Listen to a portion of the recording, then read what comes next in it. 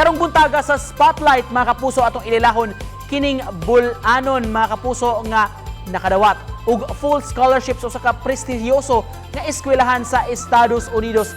Unsay sikreto niya ani ug unsa maiyang gusto nga makab-ot sa iyang pangandoy sa kinabuhi atong ila-ilahon karong buntaga Gelbert Cresencio. Mayong buntag Sir Gelbert, welcome sa GMA Regional TV Live. Kumusta imong buntag, sir? Mayong buntag po, okay lang. Na ako karon sa office since nagtrabaho ko part-time job. Daghang salamat, sir, og congratulations ni imong pagdawat og scholarship sa US. Can you share to us your journey, sir, before ka naka-apply nining full scholarship sa imong eskwelahan? Actually, since bata gud na ako, kanang dream na jud ako mo adto sa US. Then pagkasakit sa lolo sa Alzheimer's, natay siya, murag it give me a valid reason for me to leave sa Philippines. Then moto pag grade 11 nakadawat po ko scholarships from Temple University sa Philadelphia. Then murag kato nga experience, murag it opens a lot of doors. Kaya it opened my eyes po sa possibility nga maka-study abroad, especially sa US po.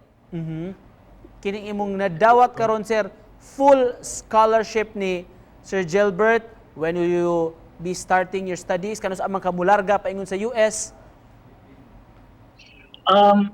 Karong August 19, sir. Unsa imong, what do you plan to take up there, sir? Nga kurso? I am planning po to take up the 3-2 dual degree program po in engineering science sa Amherst. Meaning po, meaning kang 3 years, at 3 years magstay ko sa Amherst, earning a degree in neuroscience, then 2 years sa Dartmouth College, earning a degree in engineering science modified with neuroscience. Maka-proud yun yung imong achievement, Gelbert. O sa may maingon nimo, mahulagway nimo imong nga struggles dihang nag-eskwela pa ka, nga imong naagian.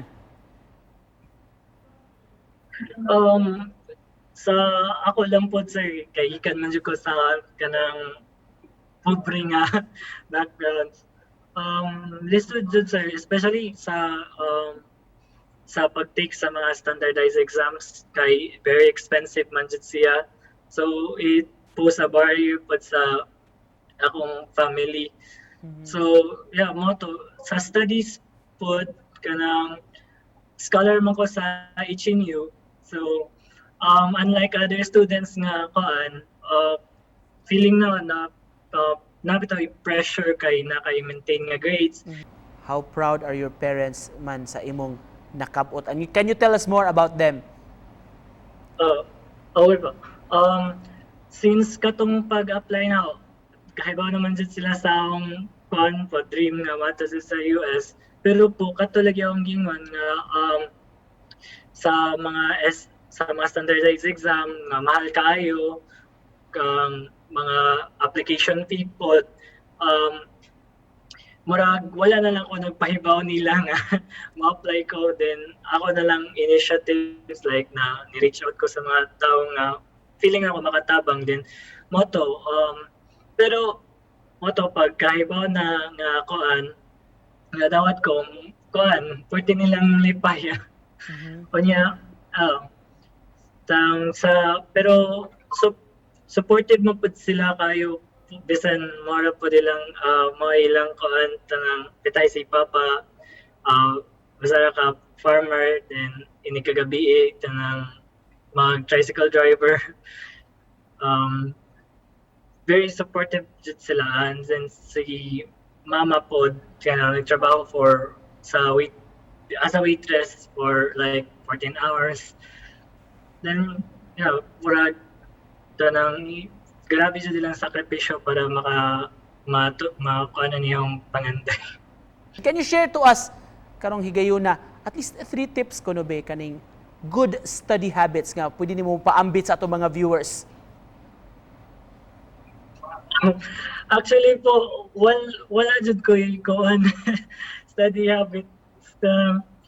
Sa school lang po, minor ako sa klase, then i-try lang po na nga ma-absorb tanan, feeling na ma-absorb na aron inig exam, dili na kayo lisod nga murag daghan kang backlogs bitaw. Ikaw sa may pangandoy nimo para sa imong mga ginikanan, labi na kung mulampos na ka ining imong karera nga gitinguha. Ang pangandoy jud is ma-end na ning among mga daghan nga utang. Kay ang cycle man gud sa among kinabuhi is that mangutang para ibayad sa utang. Gusto ko ma-end na. Then after college po, I wanted to pursue medical school na rin sa US. Then after medical school, if neurosurgeon na mo, balik ko diri sa Bohol since neurosurgeon wala kayo neurosurgeon sa Bohol. Sa mga provincial healthcare wala.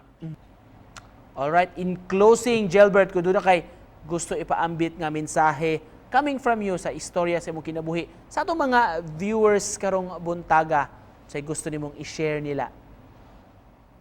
Ang ako lang dyan i-share is since daghan nga mga student na coming from pareha na backgrounds na mahadlok ka mo apply sa US kay tungod sa financial capability sa ilang parents, family. So ipadayon lang ang kanang inyong dream kung gusto dyan mo apply mo eskwela sa US.